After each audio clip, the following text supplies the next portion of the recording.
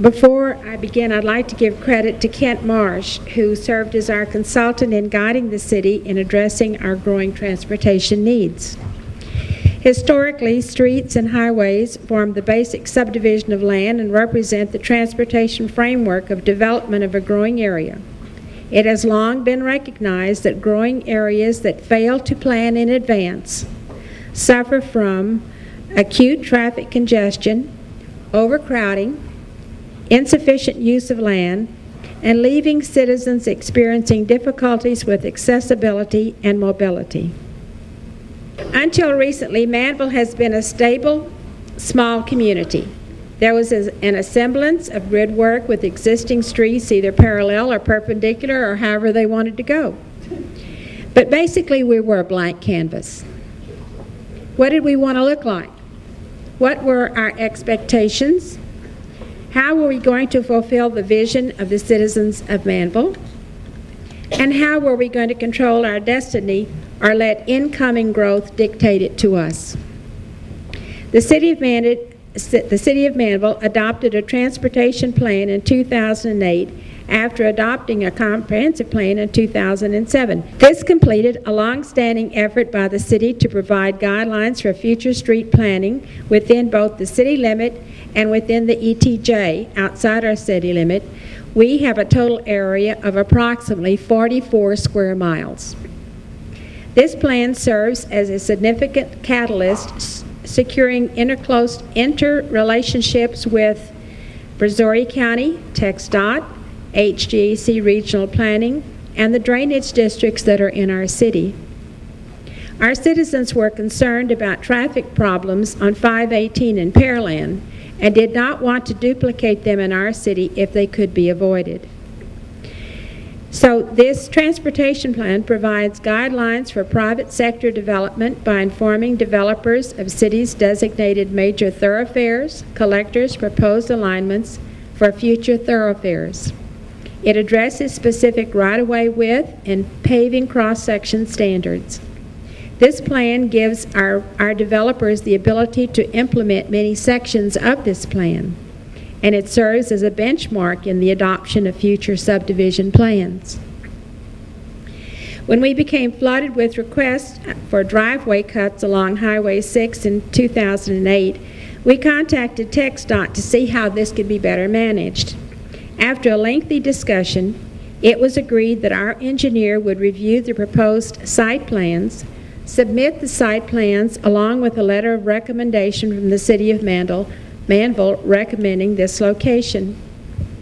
By following this pattern, this encourages the developer to develop a site plan to determine the driveway location for them as well as for the city. By doing this, it becomes a purpose for the driveway cut and not just a driveway cut to make the property more saleable. Working with developers on both sides of 288 and 6, the necessity of frontage roads to their developments became imperative. Meetings were set up with TxDOT to see if this was possible and how it could be accomplished. In developer agreements and the 380 agreements, monies have been set aside to finance these projects as part of their development process. If you want people to come and participate in your stores, it is vital to provide a convenient way for them to travel to arrive there. Accessibility is the key to productive development. In 2010, HGAC initiated the Highway 6 South Corridor Access Management Plan, a study for goals to implement mobility and safety as a key mission to provide a transparent process for all citizens and stakeholders. This sketch shows you the primary study area. This corridor is deemed a vital asset to the future economic development opportunities in the region and serves as a primary evacuation route for many of the residents. The City of Manville is currently experiencing development pressure, and the rest of the corridor expects similar conditions in the near future. We're blessed because Pearland has almost built everything they can, and so it's overflowing into Manville. Thank you, Tom. You're so sweet. The results of the study has given the City of Manville the opportunity to develop short, medium, and long-term goals, defining a clear vision for the future of the corridor before the growth actually arrives. One short-term goal is the turnabout under the underpass at 6 and 288. We've been working on it for 5 years, and it will be accomplished, thank you, Jesus, in the next 60 days. The medians at this intersection will be addressed as future funding becomes available. And that's part of the study on that access management plan. Manville is no longer a sleeping city without a plan. In the past year, we participated in the HGAC Thoroughfare Plan update. When we now have a plan, and we're ready to meet development and develop the right way. Manville seeks to be known as a good place to do business, a fine place to visit and to shop, a place where quality is demonstrated. Manville seeks to be admired for its effective management of growth issues, quality infrastructure, which we are working on, thank goodness, to the Manville Economic Development. They're going to put forth almost $2 million to build infrastructure from the Burger Barn, which is just right at the city, all the way to 288. So it will open us to development, and we are very, very pleased. But the thing that we are most proud of is that we need to maintain an uncongested transportation system. Thank you so much. Thank you.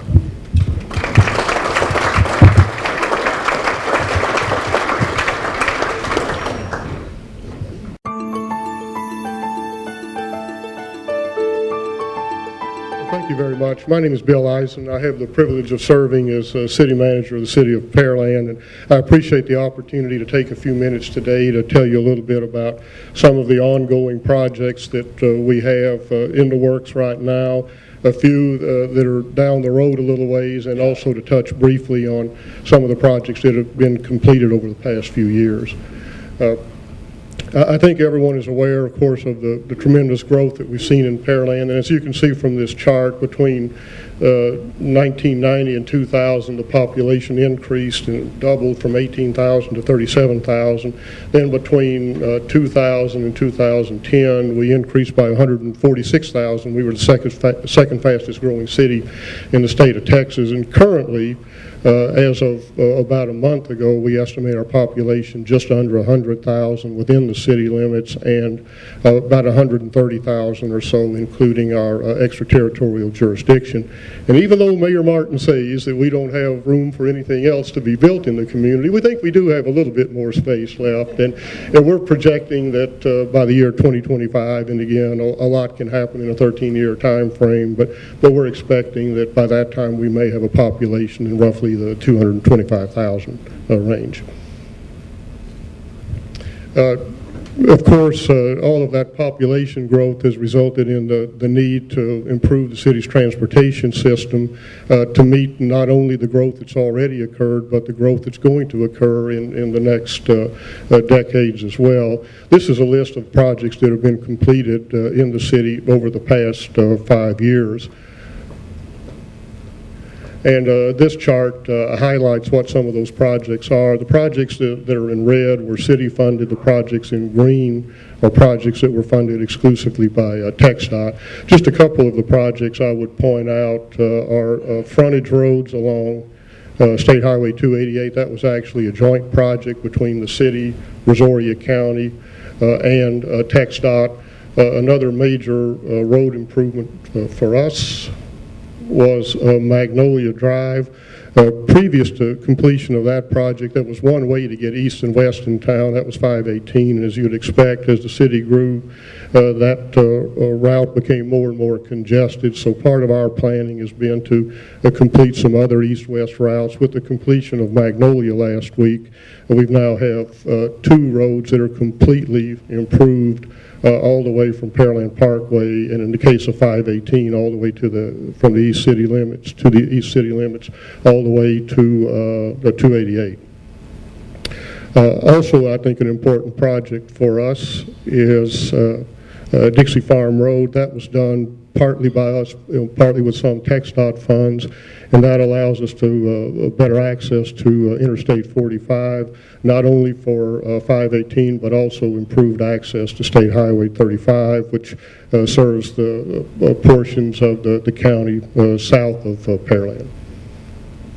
There are a couple of projects under construction at this point in time, and fortunately both of those projects are funded entirely by the Texas Department of Transportation.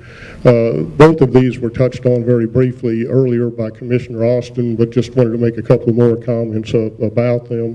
One is the widening of State Highway 35 from 518 to Beltway 8. That road previously existed as a 4-lane road. This is an improvement to a six-lane divided highway. Construction's been underway now a little over 2 years, and current estimates by TxDOT are that the project will be completed in the summer of 2013. And I know there are a lot of business folks along that route who are looking forward to the summer of 2013. Cullen Parkway from McCarr to Beltway 8. We actually see this as kind of part 2 of, or phase 2 of a project that was phase 1 of which was done and funded partly by the state of Texas, partly with participation from Brazoria County, and also funding from the city. That initial phase 1, if you will, of the project widened Cullen Boulevard from 518 to the county line. The state now has taken up the remainder, or phase 2 of that project, which takes it all the way to the Beltway. That project has been underway for a number of months now, and by coincidence, it is also expected to be completed in summer of 2013. Some transportation projects currently under design. There are actually 5 of those at this point in time. One, Business Center Drive, which is a proposed new street that will be located between Pearland Town Center and State Highway 288. This will actually be a construction of a 4-lane divided thoroughfare in a section where there is no road access today. The project, we think, will accomplish a couple of things. One, it will improve traffic circulation within the vicinity of Pearland Town Center. And in addition to that, we'll open up about 85 to 90 acres of land in a really prime commercial location for the development. The design of that has actually already been complete at this point in time, and we're out for bids on the project now. And we expect that design or construction will begin, of course, before the end of the year and be completed next year. One thing I might want to mention is that Brazoria County has been a great partner to the city on this project as well. They have actually taken on improving a section of County Road 59 between Business Center Drive and 288 to make for much better traffic circulation in the area when both of those 2 project segments are done. Pearland Parkway, some of you may know, currently begins at Beltway 8 and it ends near Pearland High School. This project will actually extend the project from where it ends now at the high school to Dixie Farm Road, thereby improving circulation in that area. We are currently under design on the project and expect the design to be completed sometime in mid-2013 with construction then to take place in 2013 and 2014. Bailey Road, this is a road that the design of which has actually been completed. It was part of one of our bond elections held several years ago. Even though the design has been complete, we found ourselves in the situation that I think a lot of communities and organizations in the area have been, that with some of the economic downturn that we saw over the years, we decided we needed to delay some projects so we could limit any impact that there might be on the tax rate as a result of proceeding with some bond sales. And this is one of those projects that's been delayed at this point.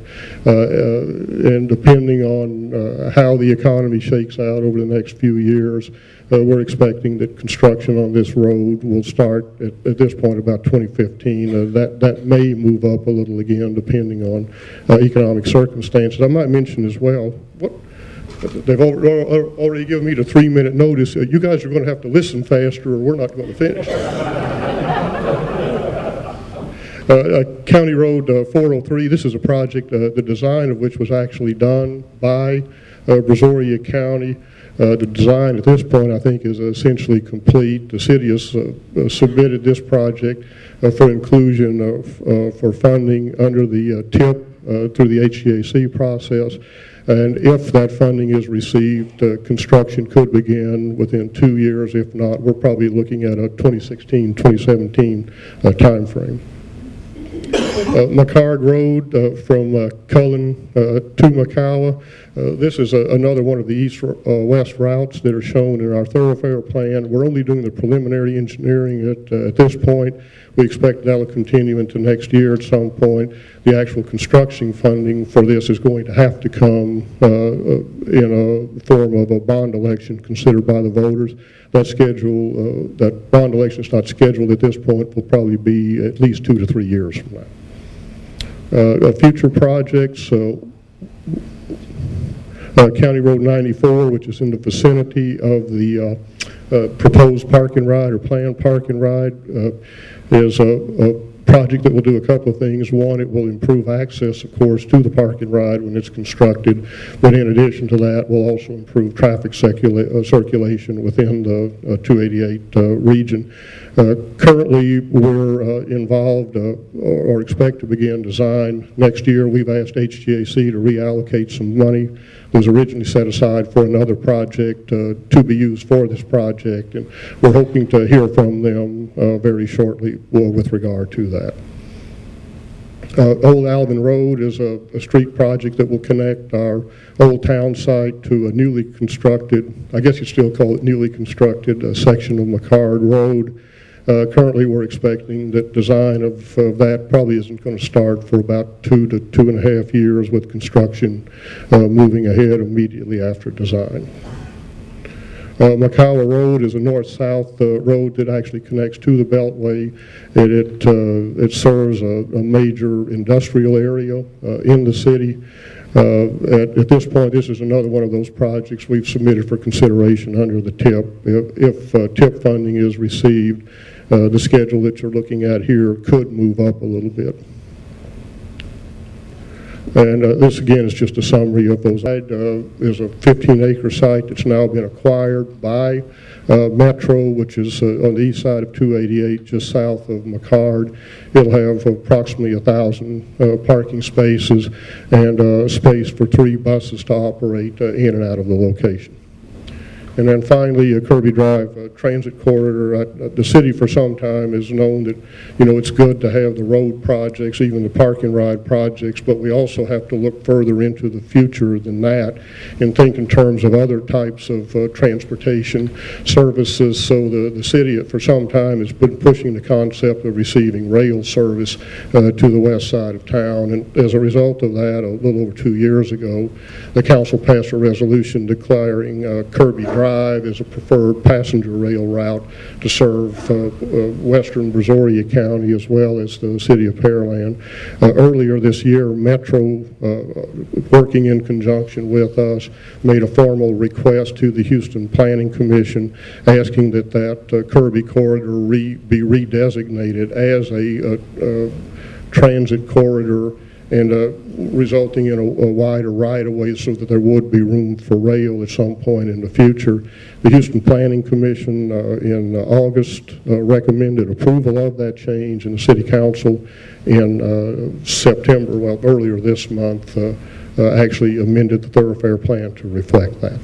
So, and I appreciate your time, and I would just comment, if you are interested in these or any other capital projects in the city, you can take a closer look at those on the city's website, cityofpearland.com/projects.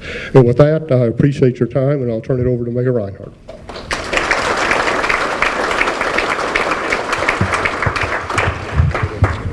I'm not that far removed from the classroom. I retired in May. I know it's the last period of the day. Sometimes things tend to get a little bit antsy at that time. I'm going to be very positive because Lake Jackson's quite fortunate right now. in the spring of 2009, Williams Brothers Contractors rolled in with an army. 3 years later, they rolled out with almost 2 miles of freeway. Very little interruption to the city of Lake Jackson, I think, as well to Clute. And there's some frustration if you sat at the Plantation Light or the Dixie Light for a while, but while construction was going on. But it was not a major disruption. The freeway is beneficial for 3 reasons. Number one, the commissioner mentioned it earlier, for hurricane evacuation. Number two, goes along with the announcement of our industry earlier in the year that things are going to happen. It's going to be a better traffic manager, both for the industry and the Freeport. And it's also going to be a big drainage plus for the citizens of Lake Jackson, because TxDOT allowed us to piggyback some of the things that they did with the highway drainage, and it's going to allow us to improve our drainage for the area of Lake Jackson between the 332 and Oyster Creek Drive, and even further east and north from there. So that's a plus. Access to businesses was very limited, or unlimited, I mean. There were some times that people couldn't get there in a direct fashion, but they were able to get there around the block a time or two. We were fortunate in that our Keep Lake Jackson Beautiful Commission received the Governor's Achievement Award. They had used prior monies from that fund to put the Welcome to Lake Jackson sign at just south of County Road 220. The funds that they've recently received are going to be used to beautify the corridor of 332 through town from this way to Dixie Drive as well. Hopefully, we're going to be able to work with TxDOT and other entities to complete our hike and bike master plan along the freeway and along 2004. We have a master plan. We're about probably 65 to 70% complete. We get the corridors for 332 and 2004 in the mix, then we'll be in pretty good shape. 2004 expansion to 4-lane was a big plus. As most of you know, that's where a good bit of our development can occur in the northern part of our city. So it was important to have 2004 more accessible.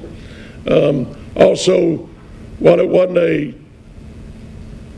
major issue, it was quite frustrating and stressful to get caught at a train at Old Angleton Road in 2004. Sometimes you would sit there for a while. I know that as a classroom teacher, coach, I couldn't get to school because there was a train across the road.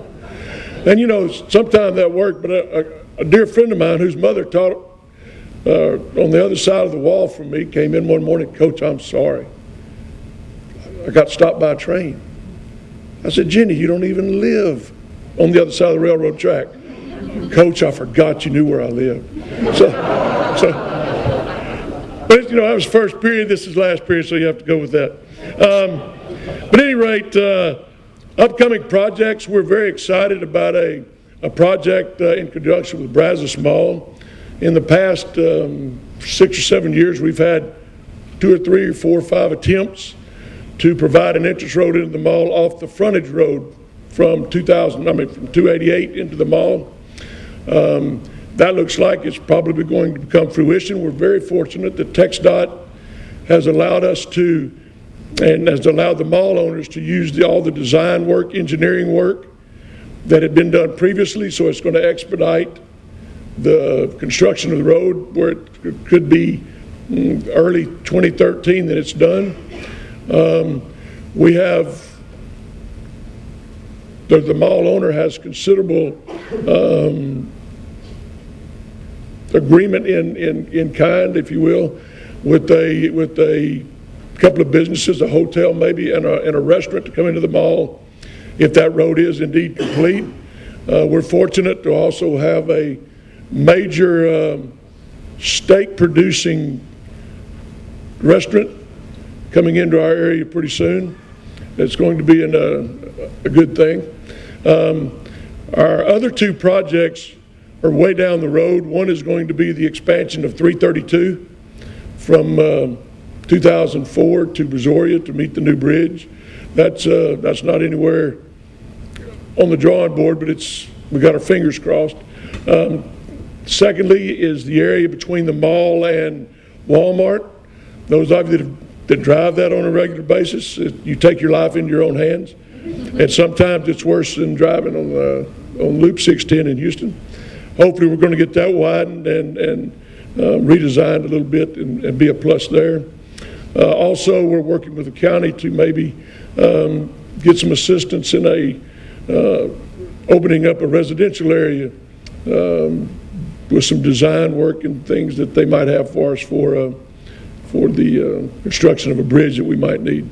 But all in all, we're really 2 for 3, I guess, in our projects. We're good because that many of them are done. We're waiting for the third one being the entrance road into the mall.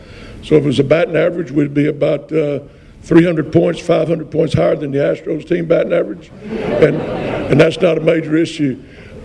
I'd like to say thank you and appreciate the opportunity to be here.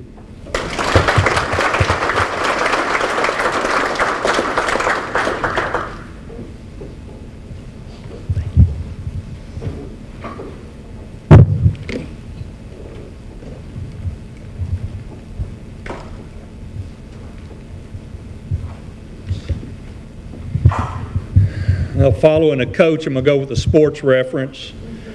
I can see who likes to stay for the entire ball game. Before I get started, I want to thank the Chambers and the Economic Development Alliance for once again putting this event together. We're very blessed to have all of our chambers working together with the EDA to put something like this together. So let's give them a hand, please.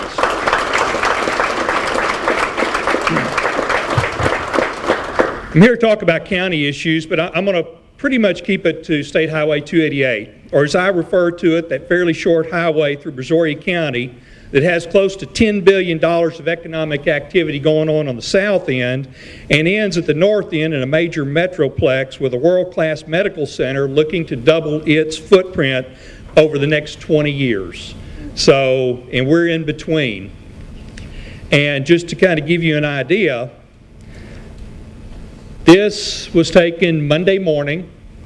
It's not a real good picture, but this is from right at the Beltway looking south. And that line of lights, those are cars traveling north into Harris County just before 7 a.m. And any of y'all that make that drive know that that's what it looks like from a little bit before 6 a.m. up until some days close to 8:45, 9 o'clock, and then reverse it in the afternoon. I'm going to read a letter that Alan Clark, many of y'all know Alan, he's the major planning guru for Mayor Reed and I at the Transportation Policy Council, that he wrote last session in March to Senator Tommy Williams regarding 288. And this is what Alan wrote. He said, the 288 corridor is rapidly becoming one of the most congested in the Houston metropolitan region. The construction of toll lanes has been identified in our regional transportation plan as a critical mobility improvement, adding to the capacity of existing freeway lanes. The Texas Department of Transportation believes timely development of the State Highway 288 toll lanes could be significantly enhanced through a public-private partnership. The preliminary results of the 2010 census indicate that Brazoria County continues to experience rapid growth. The city of Pearland is now over 97,000 residents, many of whom commute every day to the Texas Medical Center via State Highway 288. Other areas of Brazoria County are also experiencing significant growth, and it is expected that the traffic on State Highway 288 will continue to expand beyond the current 170,000 vehicles per day. State Highway 288 in Brazoria County is currently experiencing a combined 5 hours per day of AM/PM peak period congestion. And if the current population growth trends continue as we expect, the State Highway 288 corridor will soon begin to experience congestion levels that will greatly impede the mobility of people and goods, diminishing the economic vitality of Brazoria County, our region, and the state. That's something we don't want to happen. In 2003, Brazoria County Commissioners Court created the Brazoria County Toll Road Authority to ensure that the interests and priorities of Brazoria County are fully represented in the policy-making progress.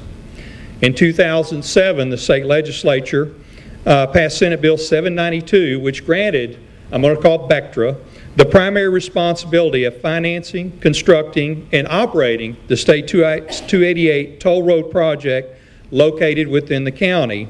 And it gave Brazoria County the ability to develop, construct, and operate the project at any time. In 2008, there was a preliminary study done in taking a complete 4-lane project from County Road 60, which is where the Grand Parkway would come in mid-Brazoria County, just north of FM 1462, all the way down to State Highway 59 downtown by the George R. Brown. It was a $1.4 billion project, 2 lanes in both directions, and the Level 1 traffic and revenue study done at the time projected that there was sufficient net revenue available to cover the debt service under all 3 scenarios within the project without a subsidy. We all know what happened in late 2008. The economy kind of slowed down on us a bit, and there really wasn't a whole lot of activity on the project other than Brazoria County continuing to work behind the scenes to advance the project. We continue to look at all options on this, and as you heard Commissioner Austin mention a little bit ago in his remarks, a 2-lane reversible toll facility from State Highway 6 to the McGregor area north of Loop 610. And let me explain a little bit what a 2-lane reversible toll lane would mean. And that's a 2-lane reversible, which would be 2 lanes constructed at this time. The 2 lanes would flow north in the morning and be reversed in the afternoon. So folks from Brazoria County going into Houston, working at the Med Center downtown could use it in the morning, flop it around, come back in the afternoon. And I want everyone to listen.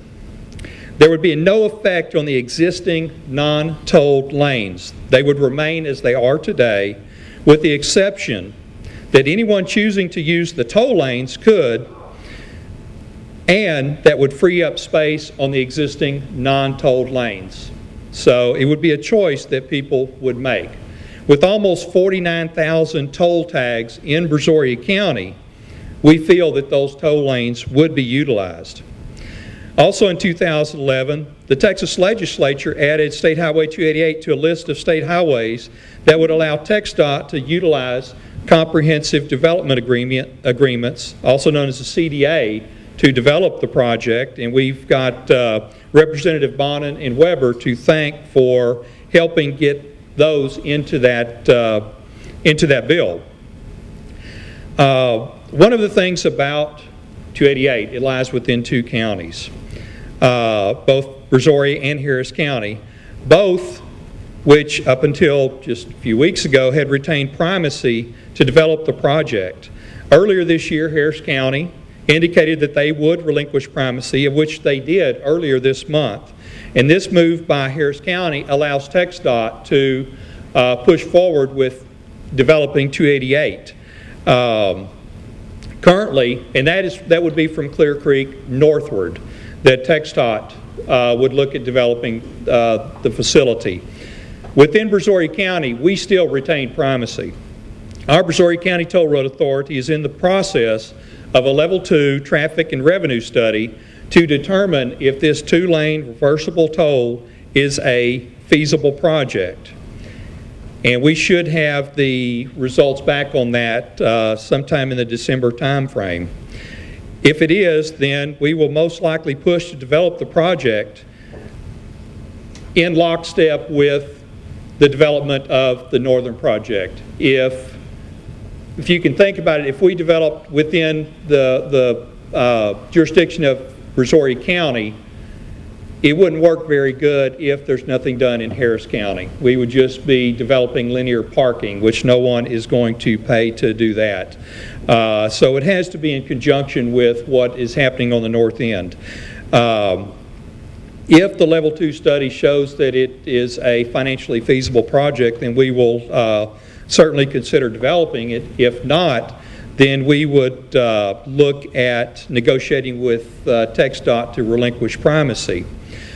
Now, one of the questions that's been asked of me several times, and I can probably see it on several of your faces, and Bill referred to it a little bit in his presentation, is transit.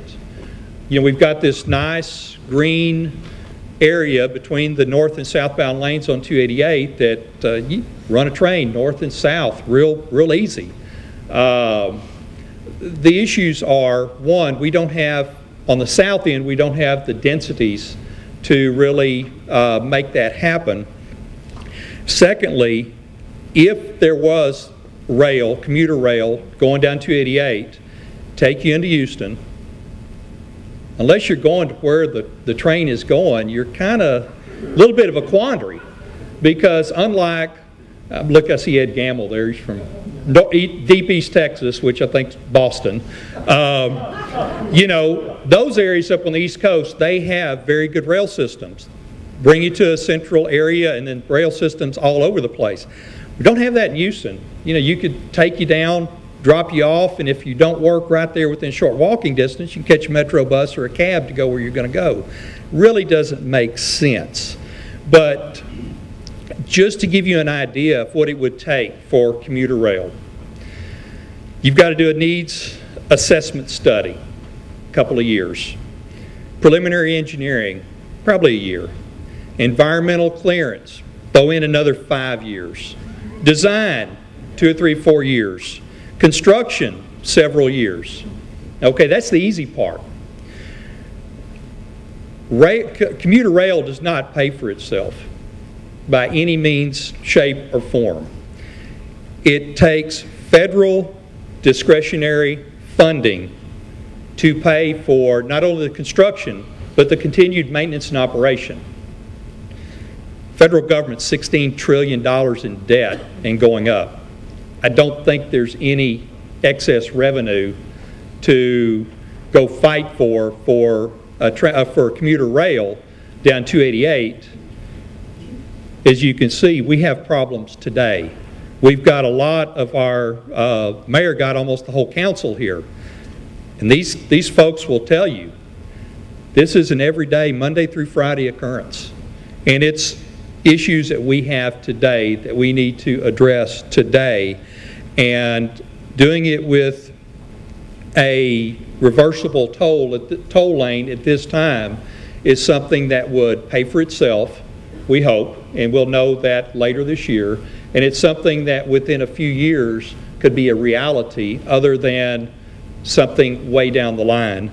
And as you heard Bill mention in his talk, the Kirby corridor has been identified as a commuter rail line, so that at some point in time in the future that may be a reality, but probably not while I'm still driving. So with that being said, appreciate your attention this afternoon and appreciate y'all being here. Thank you.